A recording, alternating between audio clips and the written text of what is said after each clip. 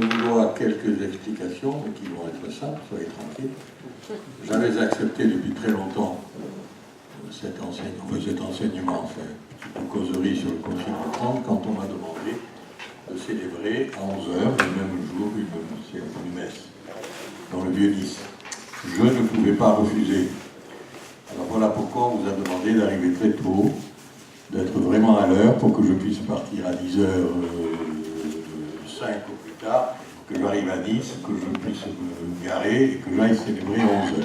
Voilà, j'ai appris hier, en début d'après-midi, que quelqu'un avait la gentillesse de me remplacer. J'étais moins important ou indispensable tout d'un coup hier. Voilà, la seule personne qui le savait, c'est le père, Elie, à qui je l'ai dit tout de suite. Moi, ça m'a rassuré parce que ça m'évitait de courir. Voilà, donc j'ai le temps. Voilà pourquoi on a commencé, comme d'habitude, avec un peu de retard, et qu'on a commencé par la prière, c'était la meilleure chose de la journée.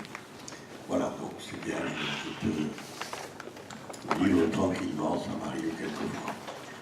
Alors, au programme, le Concile de Trente et Saint-Charles-Borromée. Il y aura plus le Concile de Trente que Saint-Charles-Borromée, parce que le Concile de Trente, c'est un monde.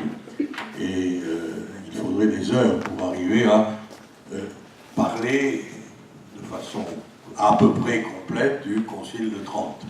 Alors, on ne va pas en parler de façon complète, mais je vais vous dire un certain nombre de choses qui vont vous permettre de vous repérer un peu dans le Concile de Trente.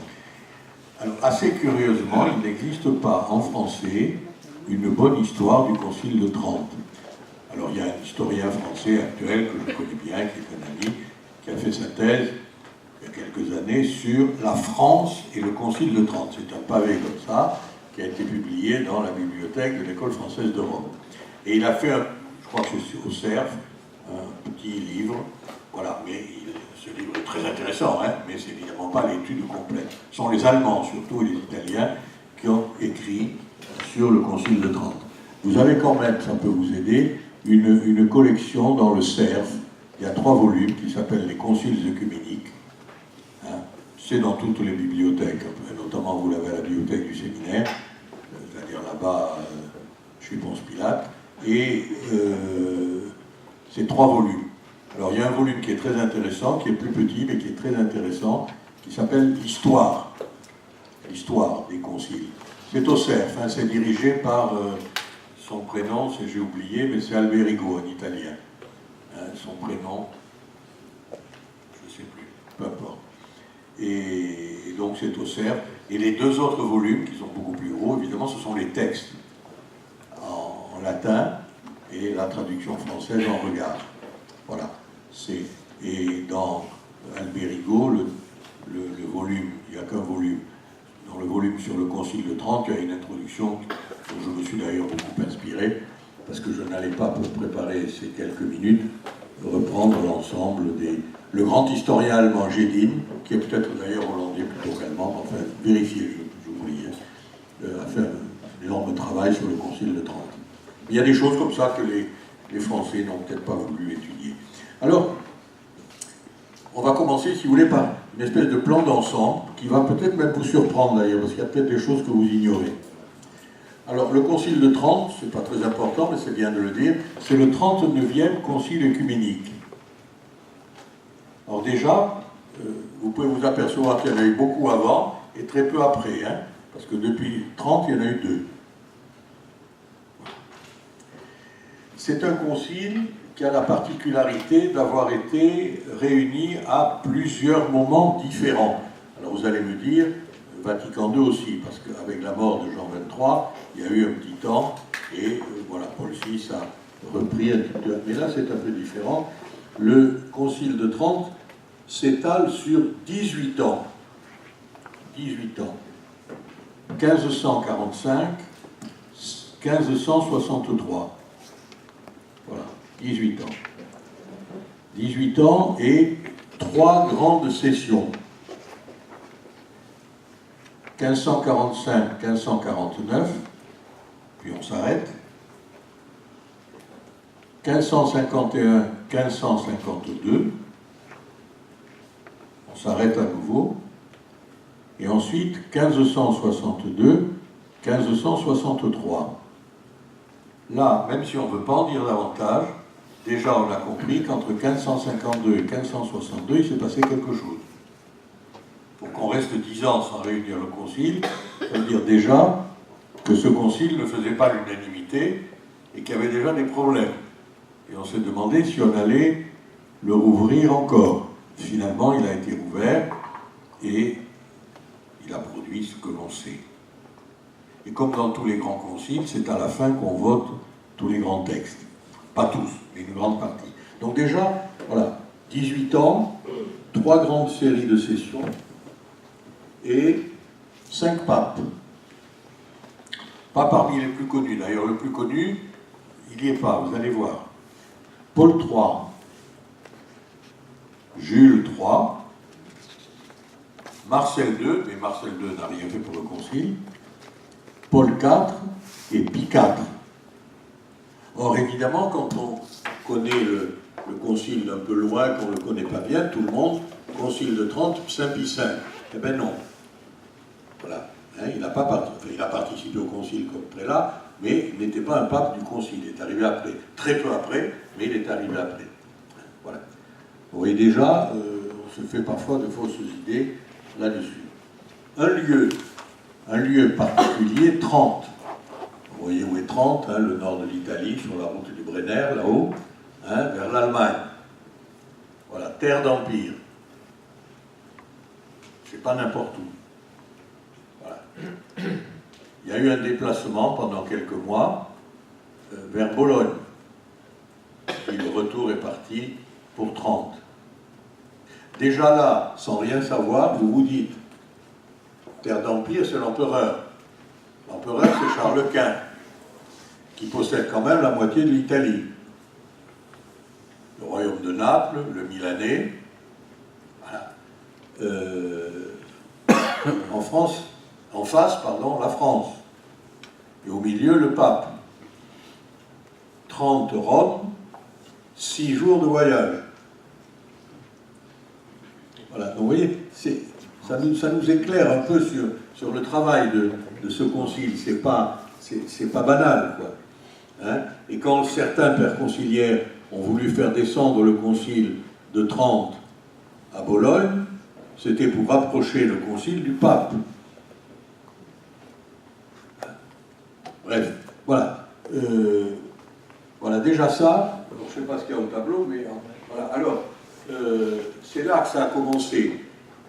En fait, c'est pas là que ça a commencé, c'est dans la cathédrale. Mais c'est là qu'ensuite ils se sont réunis. Petite église. Puisqu'on en est aux généralités, c'est évidemment le concile œcuménique de la chrétienté de l'époque. Voilà. Donc la chrétienté de l'époque, elle est européenne. Eh bien, n'imaginez pas une foule d'évêques. À la première session, ils étaient 20. 20. Et 4 archevêques. On en reparlera, hein. Voilà.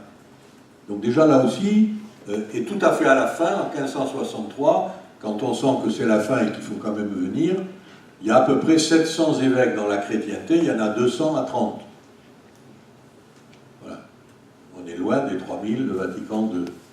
Vous allez me dire, du coup, la chrétienté en 1963, à la convocation, enfin 62 à la convocation, et à la réunion surtout, c'est le monde entier, évidemment. Hein, voilà. Mais il y a beaucoup de diocèses au Moyen-Âge et au début du XVIe siècle qui ont disparu entre-temps. Voilà. Bon. Alors, ceci étant dit comme une espèce de tableau un peu général de ce grand concile, hein, qui a été le concile de l'Église catholique triomphale jusqu'à la fin du XIXe siècle. Hein, voilà. On est obligé, quand on aborde le concile de Trente, de dire un mot du conciliarisme. Le conciliarisme, ça va vous ramener un peu en arrière. Rappelez-vous, on en a parlé l'année dernière, au moment du grand schisme et de la crise conciliaire. C'est important. Pour mettre fin au schisme, vous savez qu'il y avait 2 ou 3 papes là-bas en Occident, l'empereur, l'empereur, a réuni un concile à Constance, bien, qui a pris des positions dogmatiques, notamment que le concile représentant l'Église universelle est supérieur au pape, et que désormais il fallait réunir des conciles à des périodes régulières pour justement le gouvernement de l'Église. D'où, ça c'était le pape Martin V, qui est élu du temps du concile de Constance. Du coup, réunion quelques années après du concile de Bâle. Le concile de Bâle, alors, donc à Bâle, simplement, nous sommes dans les années 1530, avec le pape Eugène IV, le concile se déconsidère parce qu'il crée lui-même son propre schisme. C'est-à-dire qu'on a le concile à Bâle avec les conciliaires, les évêques, et en même temps, le pape réunit en 1439, le concile de Florence. Voilà, donc, finalement, on apprend que le concile, c'est peut-être pas la solution idéale du gouvernement de l'Église. Bien. Mais tout le monde n'a pas bien compris. Le roi de France, Louis XII, en 1510, n'a pas bien compris. Il convoque son propre concile à Pise. Du coup, le pape Jules II convoque le sien à Latran, à Rome, le fameux Latran V. Alors, pourquoi je vous dis tout ça? Je vous dis tout ça parce que il y a un gros problème qui se passe à la fin du XVe et au début du XVIe siècle, c'est la réforme de l'Église. La réforme de l'Église. On attend la réforme de l'Église, que les théologiens appellent à l'époque la reformatio in capite et in membris, c'est-à-dire la réforme de la tête, c'est-à-dire Rome, le pape, et des membres, c'est-à-dire le clergé.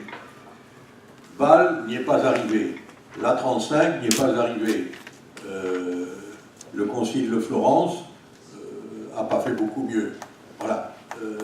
Et le concile de Pise, n'en parlons pas. Voilà. Donc il y a quand même cette idée qu'il faut réunir un concile pour la réforme de l'Église. Elle est impérative. Mais on ne peut pas oublier quand on est pape ou quand on est romain qu'on ne sait pas ce qui va sortir d'un concile. Est-ce qu'il ne va pas ressortir encore un schisme? Donc vous voyez bien que les papes hésitent. À partir de la fin du concile, le concile de Latran se termine, à mon avis, 1512 à peu près, oui, à peu près par là, avec la mort de Jules II. Non, il a survécu après avec Léon X. Mais voilà, on est dans les années 1512, 1515 à peu près. On sent bien qu'il faut réunir un concile, mais on traîne. On traîne. En 1517, Luther arrive à Rome. L'année suivante, en 1518, Luther fait appel au concile. Un concile qui réforme.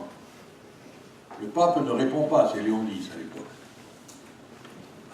En 1520, Luther réédite son appel au concile. Et Rome ne répond toujours pas. Et ça traîne. Et puis, le protestantisme de Luther, et puis des suivants, j'allais dire, on vous en parlera tout à l'heure, se répand. Se répand d'abord dans les terres d'Empire, en Allemagne. Et puis, quelque temps après, la réformation calviniste qui arrive plus tard, dans les années 40. Et finalement, la papauté à ce moment-là réagit. La papauté réagit, c'est pour ça qu'il est intéressant de savoir pourquoi on a tant attendu, c'est parce qu'on ne savait pas ce qui sortirait d'un concile.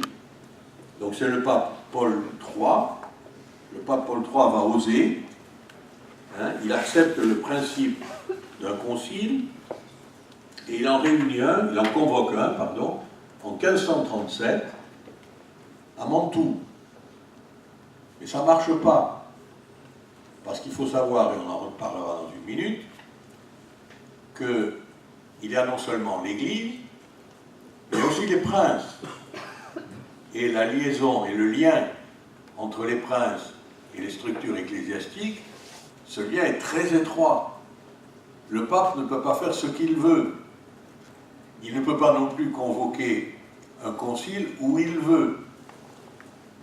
Donc il y a la guerre à Mantoue. Donc il ne se réunit pas. Donc il faut chercher un lieu. Alors dans les années 1540, quel est l'homme qui a le vent en poupe? C'est Charles Quint. François Ier, qui est encore là, mais enfin il est en train de vivre les dernières années de son règne, en tout cas en 1545, il mourra en 47. Charles Quint, François Ier n'est plus le personnage le plus important. Donc, autrement dit, où réunir un concile? Le pape voudrait bien en Italie, enfin en Italie, l'Italie ça n'existe pas, mais il voudrait bien dans une ville italienne, pas trop loin de Rome, et finalement ils s'entendent sur 30. C'était la dernière ville à choisir. C'est petit, c'est difficile d'accès, pas pour les Allemands, c'est difficile d'accès, il n'y a pas de maison, il n'y a pas beaucoup de maisons religieuses pour loger les évêques. C'est pas qu'il en arrive que 20. Hein, voilà, donc, et puis ça va coûter une fortune, ce concile à 30. Mais enfin, c'est la ville qui est choisie. Donc le concile va se réunir et il commence le 13 décembre 1445. Alors, comment est composé ce concile? Qui y va? Qui y est? Comment vont-ils travailler? Et qu'est-ce qui va en sortir? Voilà, c'est les deux points que l'on peut... et après, je vous parlerai, on fera un petit exercice pratique avec quelques textes. Alors, l'organisation du concile. D'abord, je vous l'ai déjà dit, mais là on va un peu le détailler, une toute petite représentation. Alors, n'exagérons rien, mais pas une grosse représentation.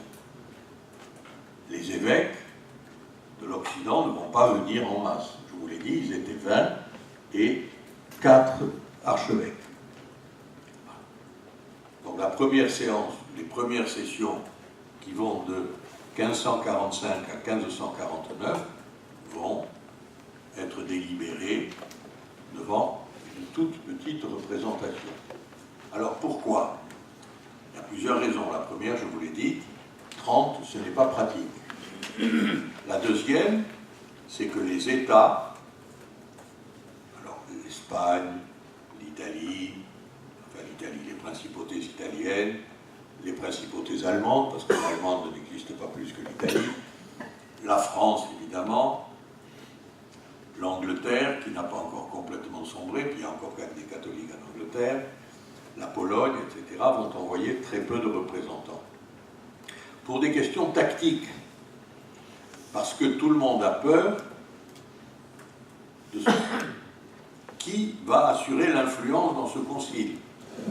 La présence de Charles Quint, finalement, empêche un certain nombre de souverains d'envoyer des délégués. Alors, 1, la ville n'est pas pratique. 2, chacun veut tirer la couverture à soi. Et on craint beaucoup l'influence de Charles Quint. Ce qui vous explique que pendant la deuxième session, celle de 1551-1552, François Ier est mort, c'est son fils qui règne, c'est Henri II, il interdit à ses évêques d'aller au concile, parce qu'il considère que le concile est impérial, et que donc nous n'irons pas. Donc, pendant toute une session, il n'y a aucun Français. Les Français vont revenir à partir de 1562, c'est-à-dire 10 ans après, mais entre-temps, c'est pour ça que ça a beaucoup traîné, un certain nombre d'États, comme l'Espagne, et surtout la France, vont se dire finalement on n'a pas besoin d'un concile général, on va organiser des conciles nationaux. Et c'est ce que va faire la France en 1561. C'est ce qui va d'ailleurs précipiter, de la part du pape Pie IV, la reconvocation du concile. Puisque vous voyez, 1561, 1562, ça recommence. Voilà. Ce qu'on appelait le colloque de Poissy, c'est la France qui veut réorganiser sa propre église. Voilà. Donc, vous voyez, le lien. Après, vous pouvez oublier tous les détails, hein, vous pouvez oublier tous les détails. Mais ce qu'on ne peut pas oublier, parce que c'est un élément essentiel du Concile de Trente, c'est l'imbrication des questions politiques des États et des questions ecclésiastiques. Alors, le revers, évidemment, c'est bien que l'Église n'est pas entièrement libre. Dieu merci, il y a le Saint-Esprit, vous allez voir tout à fait à la fin. Mais le côté positif, c'est qu'à l'époque, on est un peu chrétien quand même. Aujourd'hui, on convoquerait un concile. Ça ferait moins de bruit que le dernier tweet de M. Trump. Voilà. C'est pas le cas à l'époque. Mais, voilà. Alors, c'est vrai qu'à la fin, il y aura un peu plus d'évêques. Puisque, en gros, les dernières séances de 1563, on en compte à peu près 200. Mais ça va, ça vient, hein. Il n'y a pas forcément eu 250 personnes tout le temps. Donc ça, c'est une question déjà. Un concile avec peu de représentation. Deuxièmement, un concile sans le pape. N'imaginez pas que le pape assiste au concile. C'est généralement vrai, hein, y compris en Vatican II. De temps en temps, Paul VI ou Jean XXIII descendaient, mais en principe, il y a des présidents de concile, etc. Là, le concile est dirigé par des légats. Le pape envoie des légats, et c'était vrai avant aussi, hein, c'est pas une innovation. À Bâle, il n'y a pas eu de pape, à Constance, il y en avait trop. Donc, ils ne sont pas venus. Voilà, à la 35, le pape n'est pas venu. Donc, le concile est dirigé par des légats. Alors, des gens importants, tellement importants que 2 d'entre eux deviendront papes. Quand Marcel II sera élu, bon, il est élu pendant une intercession, si j'ose dire, hein. Après, c'est un ancien légat. Hein, voilà. Jules III également est un ancien légat. Voilà. Donc ce sont des hommes qui dirigent le concile, qui rendent compte au pape, comme je vous l'ai dit, 6 jours, hein, pour voir le pape, pour revenir. Voilà. Donc c'est pas toujours très facile. Présence de théologiens. Ça aussi c'est assez intéressant. Il y en a toujours dans les conciles, hein, bien sûr, parce que on parle beaucoup de questions théologiques. Hein. Voilà, des théologiens. Il y en a assez remarquables, et notamment il y en a au moins 2 dont les noms peuvent nous dire quelque chose. L'un c'est un dominicain, Dominique de Soto, hein, qui était un grand théologien espagnol, voilà, de la grande époque, de l'époque des universités de Salamanque, etc. Hein, Salamanque, c'est des gens qui, non seulement vont faire de la théologie, mais vont être les premiers à faire du droit international. C'est l'époque où on est parti aussi en Amérique. Hein, voilà. Donc Dominique de Soto fait partie avec d'autres grands dominicains, hein, Sepúlveda et d'autres, voilà, des hommes qui ont le fameux droit des gens, voilà, qui est l'ancêtre de notre droit international. Et puis un autre qui est Saint-Pierre Canisius. Hein, Saint-Pierre Canisius sera un des grands théologiens du Concile. Voilà. À côté donc de ce personnel, si je m'exprimerai ainsi, ecclésiastique, il y a les ambassadeurs des princes. Charles Quint envoie des ambassadeurs, les principautés allemandes envoient des ambassadeurs, la France envoie bien sûr des ambassadeurs.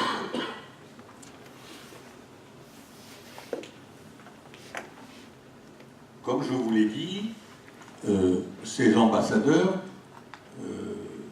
qui sont presque tous des laïcs, mais qui sont accompagnés aussi de quelques ecclésiastiques, si ce que je ne vous ai pas dit, c'est pas fondamental, mais enfin c'est assez intéressant, sociologiquement parlant, les évêques sont pour la plupart des canonistes, c'est-à-dire des juristes, d'où la présence de théologiens.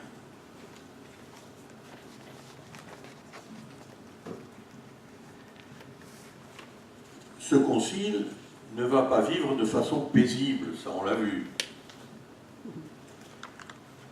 Ce concile va être mêlé, je vous l'ai déjà dit, aux difficultés des différents princes. C'est vrai qu'il y a au moins 3 personnages,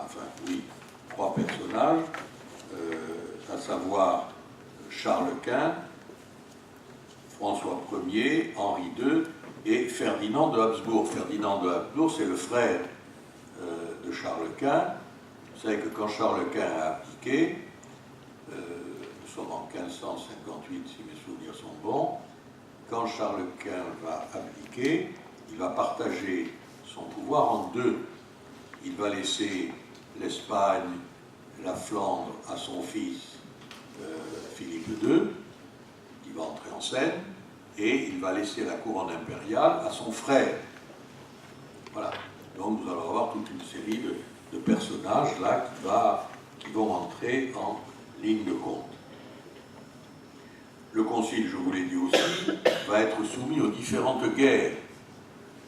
Voilà, les guerres entre la France et Charles Quint, les guerres à l'intérieur des principautés italiennes, mais il faut savoir que les guerres entre les principautés italiennes sont en réalité des guerres entre Charles Quint et la France.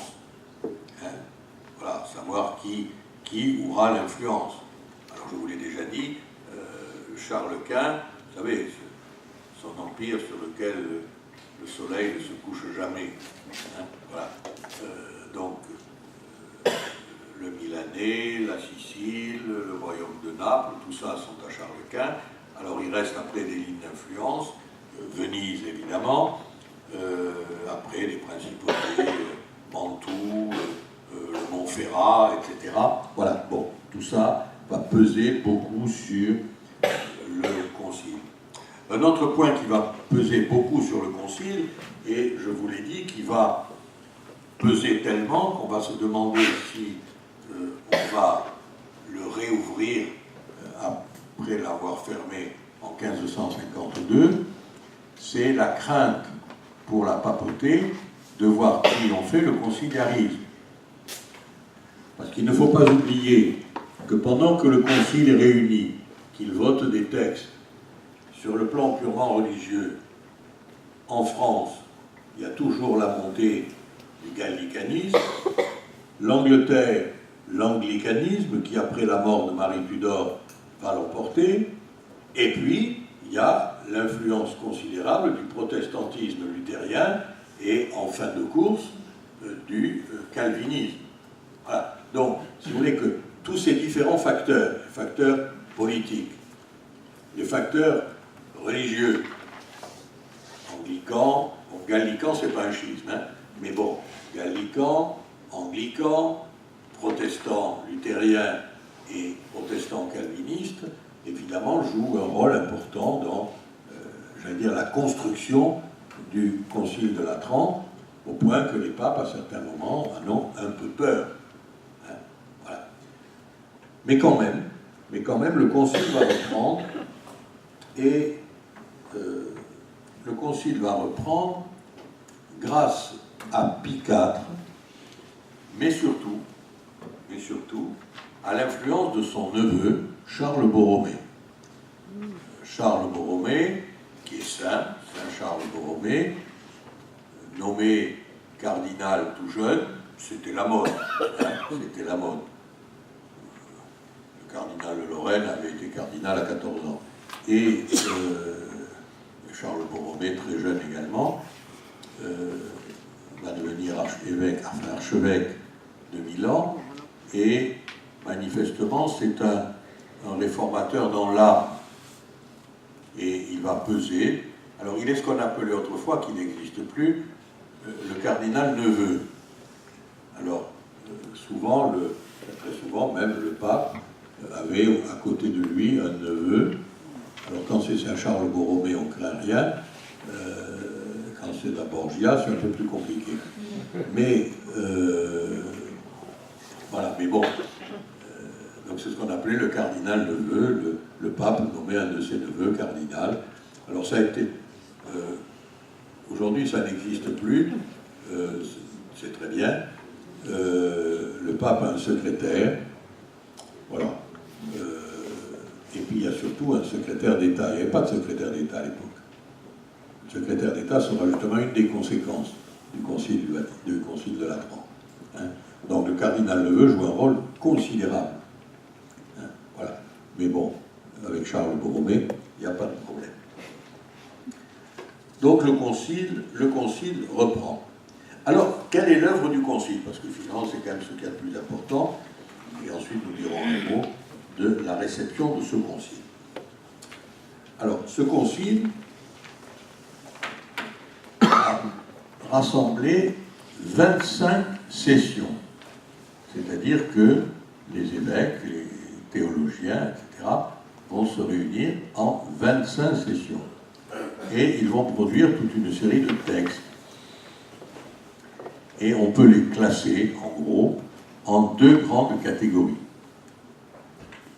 Il y a d'abord des textes doctrinaux, et puis des textes disciplinaires.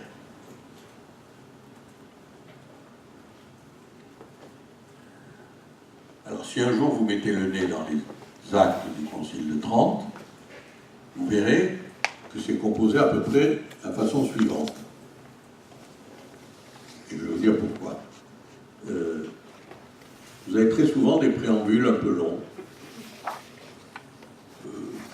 pas forcément historiques, mais quelquefois un peu historiques, voilà, expliquant pourquoi on en vient là.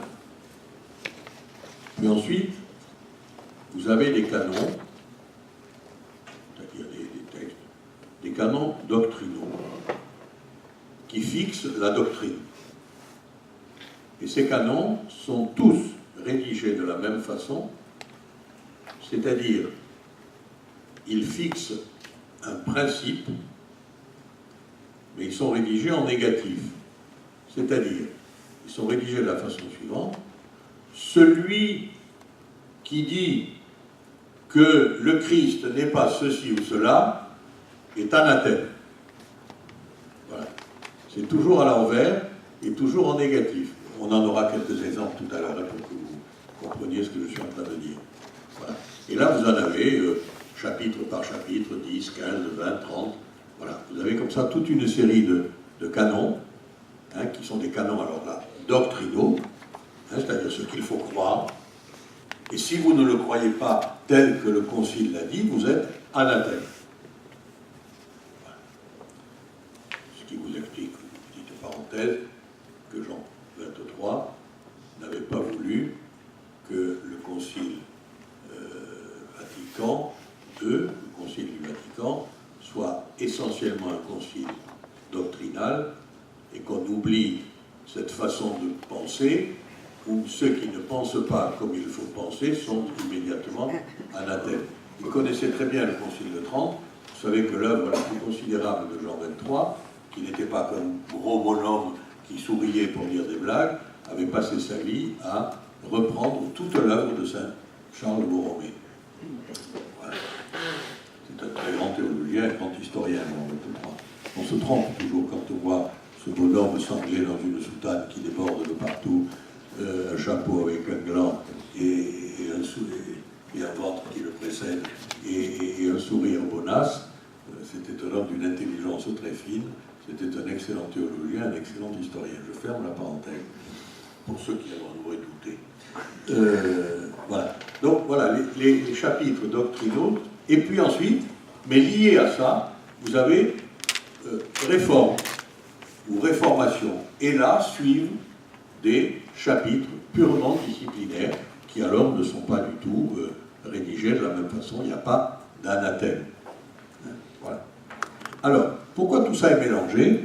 C'est pas pour rien. Quand le concile a été réuni, deux questions se posaient. Deux questions fondamentales. Une, c'était la réforme. Il fallait réformer l'Église, ça faisait un siècle qu'on en parlait, la réformatio in membris et la formatio in capite, etc. C'était, au fond, tout ça était assez mélangé. La question, et la deuxième question, c'est qu'il fallait répondre aux doctrines protestantes. Alors, par quoi allait-on commencer? Charles Quint voulait que l'on commence par la réforme. La réforme du clergé, la réforme de l'Église et la réforme de la cour romaine. Le pape Paul III, lui, voulait commencer par la doctrine. Le danger, pour lui, c'était les protestants. Nous sommes au XVIe siècle, hein, il y a des protestants parmi nous. Pour le moment, je parle du XVIe siècle. Donc pour lui, le danger, c'était Luther. Alors, qui allait l'emporter entre le pape et l'empereur? Finalement, Paul III, plus fin que l'empereur, qui n'était pas un homme d'une grande subtilité, a dit, ben, on va tout mélanger. Et on va étudier ensemble et la doctrine et la discipline de l'Église. Voilà pourquoi, quand vous prenez session après session, session 1, session 2, session 25, hein, voilà, vous avez ensemble des textes doctrinaux et des textes de discipline. Alors nous, pour essayer de mettre un peu d'ordre, on va commencer par la doctrine. Alors, je n'ai pas tout mis, hein, c'est pas possible, et puis c'est pas raisonnable. On va prendre quelques points, je vais dire, importants de la doctrine chrétienne, version catholique, si j'ose dire. Alors, je vais prendre quelques points. Le premier, vous savez que pour Luther, la parole de Dieu est première, et c'est elle qui nous sauve. Sola scriptura, la seule parole. Donc il va y avoir toute une série de textes sur la Bible. Toute une série de textes sur la Bible. Donc on va non seulement étudier, mais préparer, ça viendra plus tard, hein, mais préparer une nouvelle traduction de la Bible, car la Bible à laquelle on se réfère, c'est la Vulgate, Saint Jérôme, en latin. En latin. Plusieurs questions se posent. La première, faut-il la traduire en langue vernaculaire ou vulgaire, comme vous voulez? Pour nous, faut-il la traduire en français? Plusieurs pères de l'Église, enfin du Concile en tout cas, plusieurs pères conciliaires, sont favorables à la traduction de la Bible. Dans la mesure où, et c'est un argument d'un cardinal dont j'oublie le nom, mais ça n'a pas d'importance, c'est un cardinal italien, qui dit que, puisqu'elle est fondamentale, cette parole, puisque le Concile ne dit pas qu'elle n'est pas fondamentale, puisqu'elle est fondamentale, ce serait bien que tout le monde puisse y avoir accès. L'archevêque d'Aix-en-Provence, dont j'oublie le nom, vous pardonnerez, et puis il vaut mieux pour sa mémoire, va s'opposer à la traduction. Alors je ne vais pas m'envoyer de tomates, hein, c'est pas moi qui parle, c'est l'archevêque d'Aix-en-Provence de l'époque, va s'opposer à la traduction en français, parce que les femmes vont pouvoir la lire. Et ça, c'est assez terrible. C'est terrible. Tais-toi, tais-toi. J'aurais jamais osé le dire, ça. Et voilà. Voilà. Donc, bon, il met d'autres raisons, hein, mais j'ai trouvé ça la mignonne, donc je vous la dis. Voilà. Donc, bon, ça se fera, mais plus tard. En tout cas, à ce moment-là, le Concile du 30, et finalement, et curieusement, c'est quand même son opinion qui va l'emporter, quand même. Hein. Voilà, donc on ne traduira pas la Bible, mais elle est importante. Alors, ajouter à la Bible, on va quand même y associer la tradition. C'est-à-dire, et là, dans la tradition, alors bon, c'est un peu léger à l'époque, mais c'est au fond l'interprétation des pères de l'Église. Voilà. Mais ce n'est pas du tout, ça n'a rien de comparable avec le courant, justement, des années 1940-1950, et notamment en France, hein, qui va souffler vers le Concile Vatican II, qui sera un concile où les pères de l'Église vont être en première ligne. Hein. Mais voilà, la tradition, le Concile de Trente s'appuie sur la tradition. Voilà, ce qui est un peu une réponse au protestantisme. Deuxième point qui va retenir beaucoup le Concile, c'est le salut. Comment est-on sauvé? Alors, par Jésus-Christ, tout le monde en est un peu convaincu, mais comment est-on sauvé? C'est la question de la justification. Voilà. Alors, on est sauvé par la foi, et les œuvres, et non pas la foi seule.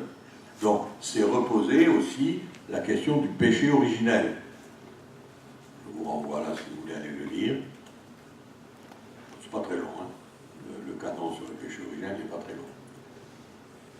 On cafouille beaucoup, hein, à 30 et aujourd'hui encore. Hein. Voilà.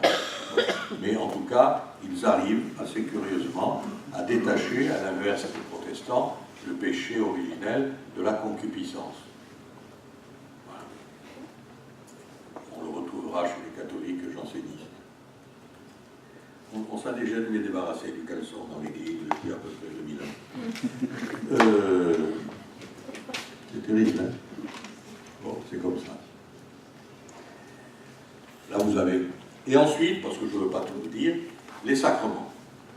Les sacrements, il y a 7 sacrements. Alors, vous allez me dire, on le savait déjà. Oui, c'est vrai, on le savait déjà. Ça a été affirmé de façon à peu près absolue au XIIIe siècle. Mais il a fallu arriver au Concile de Trente, c'est le Concile de Trente qui a imposé définitivement les 7 sacrements. Pourquoi c'est à l'époque non pas original, mais ça devient nécessaire, c'est que chez les protestants, il ne reste plus que le baptême et l'Eucharistie. Voilà. Donc, le Concile, vous aurez... Alors d'abord, vous l'aurez, on vous l'a pris, hein, alors je ne l'ai pas photocopié, on l'a trouvé sur Internet, pas moi, je l'ai tout de suite, mais c'est curieusement une traduction en vieux français. Alors ça vous fera un peu d'exercice. Je ne sais pas pourquoi. C'est comme ça. Je vous en lirai un ou deux tout à l'heure si on a le temps. Voilà, donc il y a les sacrements en général et chacun des différents sacrements. Voilà. Très long développement sur l'Eucharistie. Parce que pour l'Eucharistie, plusieurs questions se posent. La première, c'est la grande question de la transsubstantiation, qui n'est pas originale non plus. Elle avait déjà été officiellement consacrée au Concile de la 34, c'est-à-dire au XIIIe siècle. Hein. Mais là, voilà. Pourquoi? Parce que pour les protestants, il n'y a pas de présence réelle, et quand le culte était... Alors chez les calvinistes, hein, c'est un peu plus compliqué chez les luthériens, mais chez les calvinistes, quand on a partagé la scène, c'est du pain, hein, voilà, donc on le met à la poubelle s'il en reste. Voilà. Donc nous, c'est là que l'on a, non pas inventé, mais donné de l'importance au tabernacle. Il faudrait pouvoir lier l'histoire des conciles et les histoires liturgiques aussi. Hein, c'est quand vous allez dans les églises baroques, vous verrez avec quel soin, d'abord on a installé le tabernacle et comment on a magnifié dans le décor le calice et l'hostie. Ça, c'est une réaction fondamentale par rapport au protestantisme. Voilà. Alors après, il y a des retours dans la liturgie, etc. Voilà. Mais quelquefois, il faut revenir presque aux fondamentaux pour s'apercevoir. Voilà. Et au point qu'aujourd'hui, d'ailleurs, par une espèce de retour, non pas en arrière, mais par une espèce de retour, on remagnifie presque le tabernacle. Pas qu'il ne faut pas, mais par exemple, pendant la messe, après vous faites ce que vous voulez, hein. Je ne demande pas personne. Mais pendant la messe, c'est l'autel qui est Jésus. C'est l'autel, c'est pas le tabernacle. Voilà. Alors, quand je vois des gens après, moi je vous dirais, hein, ils viennent à la communion, ils commencent à faire la génuflexion devant le tabernacle avant de communier. C'est pas l'objet. Vous pouvez faire toute la génuflexion que vous voudrez, hein. C'est très utile pour la trône du genou. Mais pour le reste, c'est pas cohérent. Pas cohérent. Le prêtre, quand il arrive pour célébrer, il s'incline devant l'autel. Et il baise l'autel. Voilà. Bon, mais peu importe. Après, je ne veux pas vous perturber, continuer à faire ce que vous voulez. Voilà.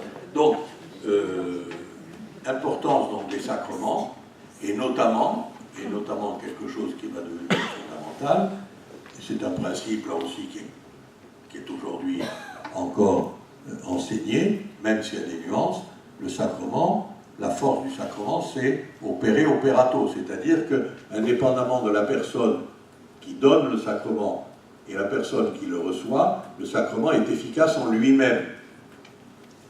C'est-à-dire un prêtre en état de péché consacre le corps du Christ licitement et validement. Il vaut mieux d'ailleurs, parce qu'il faudrait supprimer à peu près 99,9% des messes. On est tous pécheurs, y compris le prêtre qui s'élève. Voilà. Donc, opéré operato. Voilà. Donc, quel que soit celui qui le confère, et quelle que soit la profondeur de la foi de celui qui le reçoit. Voilà. L'exemple parfait, c'est le baptême des bébés. Voilà. L'enfant est baptisé par la volonté de ses parents, par le désir de ses parents, par un prêtre, un diacre, voire un laïc, c'est déjà permis au Concile de Trente, voire un laïc. Le bébé ne sait pas ce qu'il reçoit, et pourtant il est baptisé, et il reçoit toute la grâce du baptême, etc. Voilà. Bon. Et ça, le Concile de Trente l'a parfaitement défini. Voilà. Bilan modeste, bilan de cet aspect doctrinal du Concile de Trente, c'est,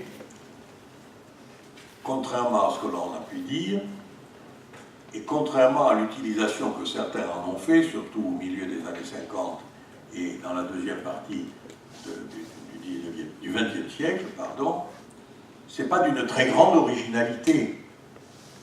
On n'a pas tout chamboulé, on n'a pas tout renouvelé. Le Concile de la Trente s'inscrit dans une longue tradition. Voilà. Alors il répond à des questions de l'époque, il répond à des questions urgentes de l'époque, comme Vatican II a répondu à des questions qui se posaient à ce moment-là.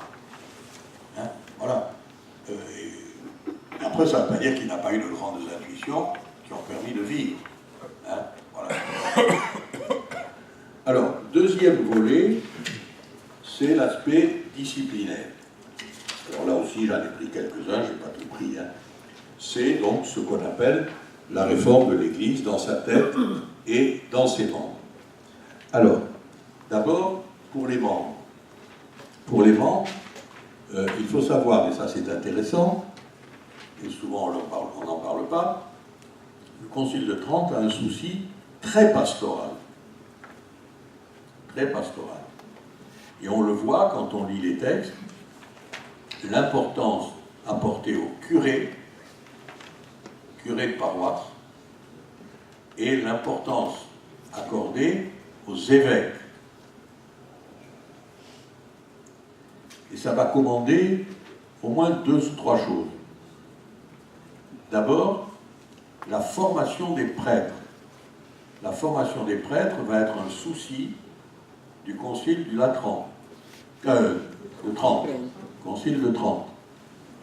Et pour ceux qui ne le sauraient pas, c'est là que sont nés les séminaires. Il n'y avait pas de séminaire avant le Concile de Trente, ni petit ni grand. Les prêtres étaient formés comme on pouvait, ou comme ils pouvaient, c'est-à-dire soit ils sortaient des universités, ça c'était comme les universités étaient essentiellement ecclésiastiques, c'était encore ce qu'il y avait de moins mauvais, soit ils avaient suivi un vague enseignement d'adolescents, soit auprès d'un collège, soit dans une abbaye, soit quelquefois tout simplement au presbytère. Voilà, le curé formait un prêtre, voilà. Et puis il subissait un vague examen, et il était ordonné. Voilà. Le Concile de Trente a imposé la formation. Depuis l'adolescence, vous l'avez entendu tout à l'heure, il sera donné tout à l'heure, enfin pas tout à l'heure, mais quand on aura photocopié, vous verrez, de l'adolescence à l'âge adulte, la formation du jeune qui va entrer au séminaire et qui va devenir prêtre un jour. Et alors ça, c'est moderne. Ça, c'est moderne, c'est une grande innovation. Les évêques ont tenu, et si nous avons encore aujourd'hui des séminaires, hein, la semence, hein, ça vient de là, un séminaire, la semence qui va pousser, hein, et qui demain donnera du fruit, le fruit c'est le prêtre. Voilà. on en dira un mot tout à l'heure dans la réception du concile. Mais ça, c'est quand même intéressant. Autre intérêt sur les évêques.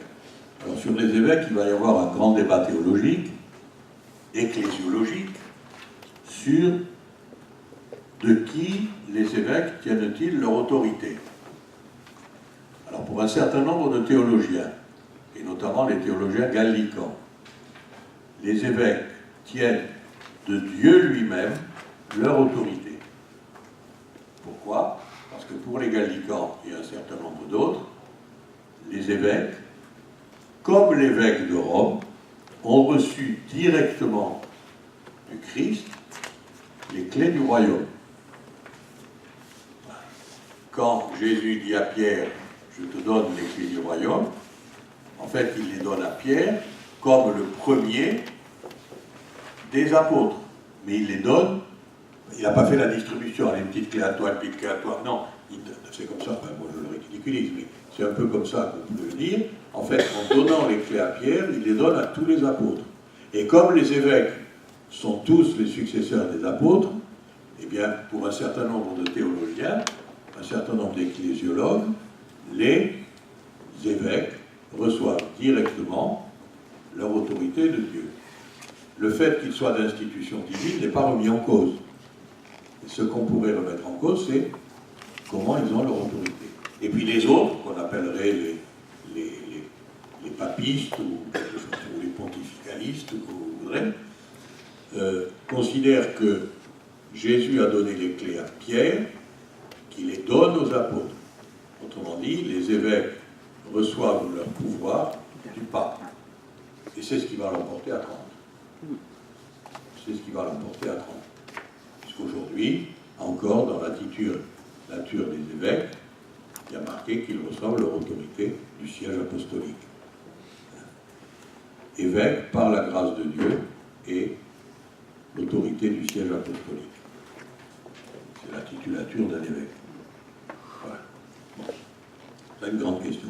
Mais, alors, indépendamment de cette question purement théologique, sur le plan disciplinaire, on va imposer aux évêques la résidence. Alors, il y aura des exceptions, bien sûr. Mais la résidence, on va leur imposer des visites pastorales. Il y en avait avant, mais là, on va leur imposer. Il y a eu des visites avant le Concile de Trente.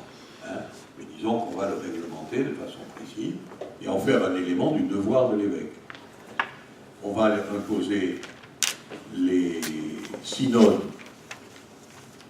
soit diocésains, soit provinciaux. Voilà, ça c'est des éléments qui montrent bien le souci pastoral du Concile de Trente.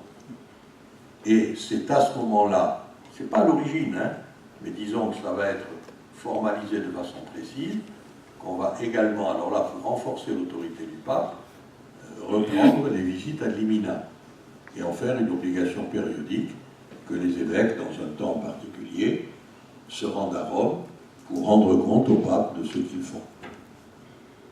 Ça existe toujours. Depuis la fin de Jean-Paul II et Benoît XVI, il y en a toujours, hein, mais la périodicité a été un peu bouleversée. Mais il y a beaucoup d'évêques dans le monde. Hein. Voilà, donc c'est un peu bouleversé. Voilà. Normalement, en France, c'était tout. Enfin, jusqu'à il n'y a pas longtemps, c'était tous les 5 ans. Voilà, la dernière fois, ça fait 8 ans. Et là, apparemment, on va bientôt y arriver aux 8 ans. Il ne se passe rien. Mais bon, peu importe. Autre question disciplinaire. Bon, il ne faudrait quand même pas que j'abuse du fait que je ne suis pas pressé.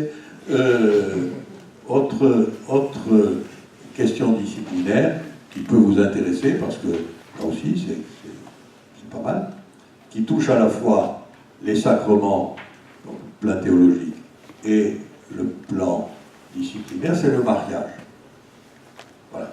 Alors, le mariage, vous allez voir, c'est pas très révolutionnaire, mais quand même, le mariage est un sacrement, ça ne fait pas l'ombre d'un doute, qui repose sur le consentement des époux. Voilà. Mais, le consentement des époux, le Concile de Trente, dans un décret qui est resté célèbre, enfin en tout cas chez les canonistes, qui s'appelle le canon Tam et Si, tout attaché, T-A-M-E-T-S-I, Tam et Si,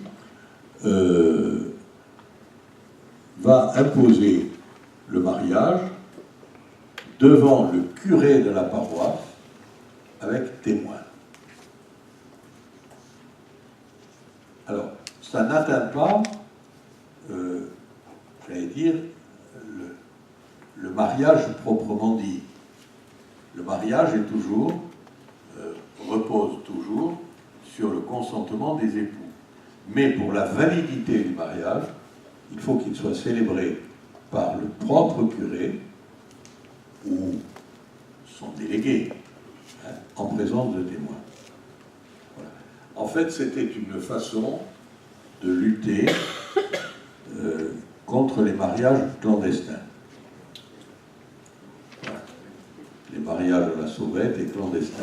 Donc on va assurer une publicité au mariage qui n'est pas une condition de licéité du sacrement. Si les époux sont consentants, ils sont mariés. Mais voilà. Et on met un terme à toute une série de débats. Voilà. Bon. Sauf que un certain nombre d'évêques, et en particulier les Français, et les ambassadeurs français avaient demandé au pape, au père conciliaire, d'ajouter comme élément essentiel du mariage le consentement des parents. Voilà. Le consentement des parents, parce que, notamment dans la classe nobiliaire et la bourgeoisie fortunée, c'était pour éviter, évidemment, que la fortune s'en aille et qu'on évite les mésalliances. Voilà. Alors, le concile n'a pas entendu les ambassadeurs français, on n'a pas retenu ça, mais voilà, on a, si vous voulez, c'est un peu le pendant, on leur a dit non pour cette question, mais en revanche, voilà, il faut qu'il y ait une certaine publicité. Voilà. La France, jusqu'à la Révolution française, n'a jamais accepté le Concile de Trente. Officiellement. Je vous le dirai tout à l'heure, mais un des éléments, c'est qu'en France, pour se marier, il fallait le consentement des parents. Et si on ne se mariait pas avec le consentement des parents, on considérait qu'il y avait rapt. Et donc on a construit en France toute une théorie, le fameux rapt de séduction, parce que parfois il n'y avait pas de rapt du tout, hein. Il s'était choisi, il s'aimait bien, et le rapt de séduction. Voilà. Et la peine du rapt de séduction, c'était la mort. C'est-à-dire que le garçon, généralement, était condamné à mort. Et la fille envoyée au couvent. Et ça a été appliqué? Oh, bien sûr. Bien sûr, ça a été... Alors, je ne vous dis pas tous les jours, mais ça a été appliqué. Au point qu'un juriste du XVIe siècle très connu, qui s'appelait Loisel, qui a essayé de mettre le droit français de l'époque en maxime, vous savez, en proverbe, pour rendre le droit un peu attrayant, à cette phrase dans un de ses bouquins, qui s'appelle Les Instituts de droit français: « Il n'est si bon mariage qu'une corde ne rompe. » Alors si on ne connaît pas ça, on se demande ce que ça veut dire. La corde, c'est la corde du pendu. Voilà. Autrement dit, si beau mariage, quand on s'aime beaucoup, etc., eh bien, s'il n'y a pas l'autorisation des parents, le Parlement peut vous condamner à mort. Donc il n'est si beau mariage qu'une corde, la corde du pendu, ne rompt plus. Alors je ne dis pas qu'on condamnait à mort tous les jeunes gens, mais il y a eu des condamnations. Plus on avance dans le temps, moins il y en a, évidemment. On a quand même compris que c'était un peu barbare. Et le droit français d'Ancien Régime n'était pas essentiellement barbare. Il était un peu plus dur que le nôtre, mais vous savez, ils n'ont pas toujours du mal de ce qui se passait dans l'histoire, il y a quelques siècles. Le jour où on parlera d'une autre de siècle, ce sera joli. Voilà. Bon, je voulais vous dire ça parce que ça me faisait plaisir de vous le dire. Si l'on voulait faire une conclusion, je vous dirai 3 choses avant d'être trop long. La première de ces conclusions, c'est que le grand vainqueur de l'opération, c'est la papauté.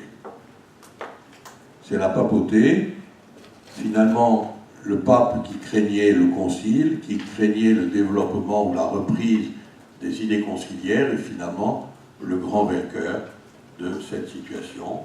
Et l'une des conséquences du Concile Vatican II, du Concile de Trente, je ne vais pas y arriver, étant les barrettes, du Concile de Trente, c'est la centralisation pontificale. Car dans les 20 années qui vont suivre le Concile de Trente, on va voir arriver et être installées les grandes congrégations romaines. Alors le Saint-Office, l'Inquisition, la congrégation de l'Index, la congrégation du Concile qui va interpréter le Concile, voilà, etc. Toute une série de congrégations que nous appelons aujourd'hui des dicastères. Hein. Voilà, tout cela finalement va naître. C'est l'époque où on va voir arriver le personnel, ça va pas tarder, le fameux secrétaire d'État. C'est l'époque où vont se répandre les nonces apostoliques. Ce n'est pas une nouveauté. Il y avait déjà des légats tempus, mais la permanence d'un ecclésiastique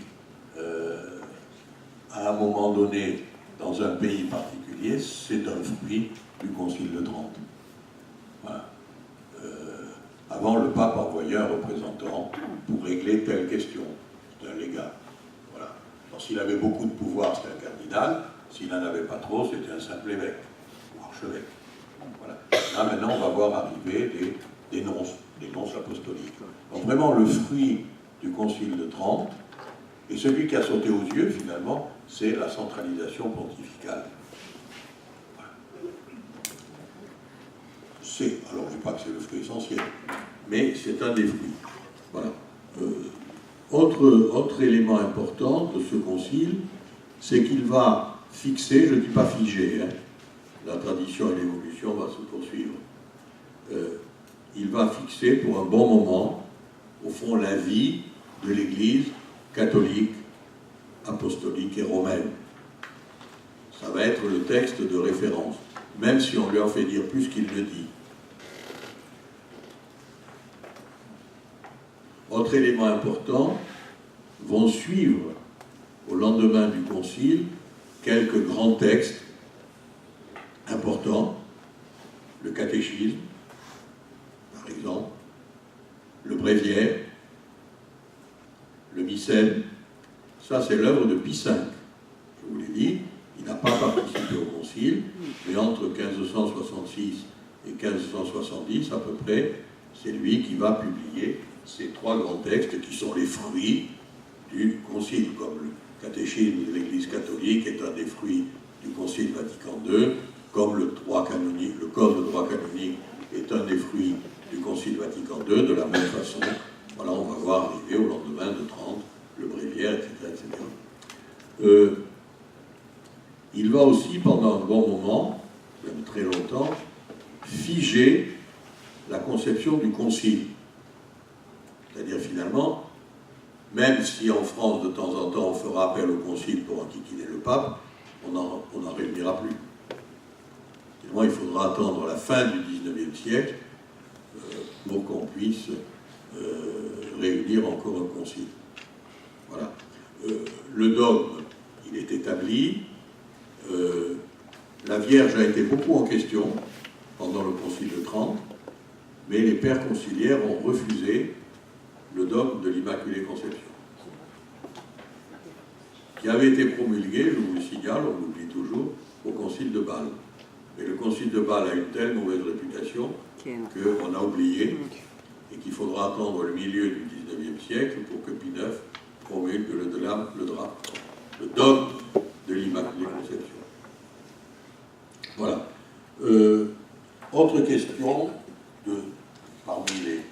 c'est comment le concile a été reçu. Alors, le concile a été reçu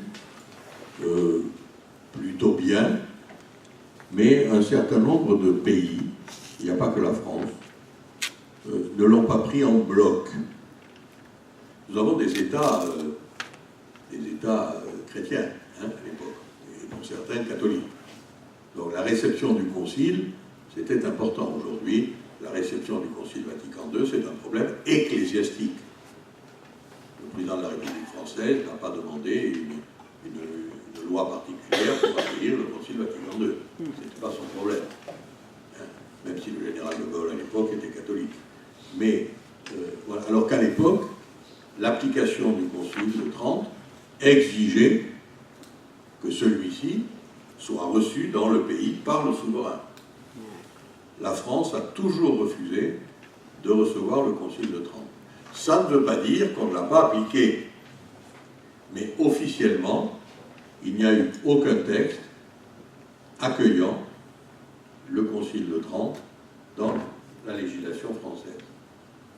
Alors, des éléments vont en être pris et vont faire l'objet de grandes ordonnances royales, dès le XVIe siècle, notamment une ordonnance à Blois en 1576, je pense, puis l'édit de Melun en 1580, puis on en verra des morceaux, mais on ne reçoit pas, même demandé par l'Église périodiquement, après ils vont se lasser, hein, mais au moins jusqu'à Richelieu à peu près, jusqu'aux États généraux de 1614, on va demander au roi de France de recevoir officiellement le concile, ça ne sera jamais fait.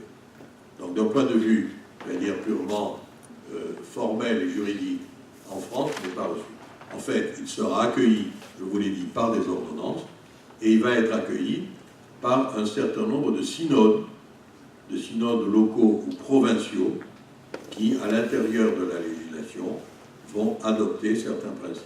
Évidemment, rien qui puisse être contraire au droit français.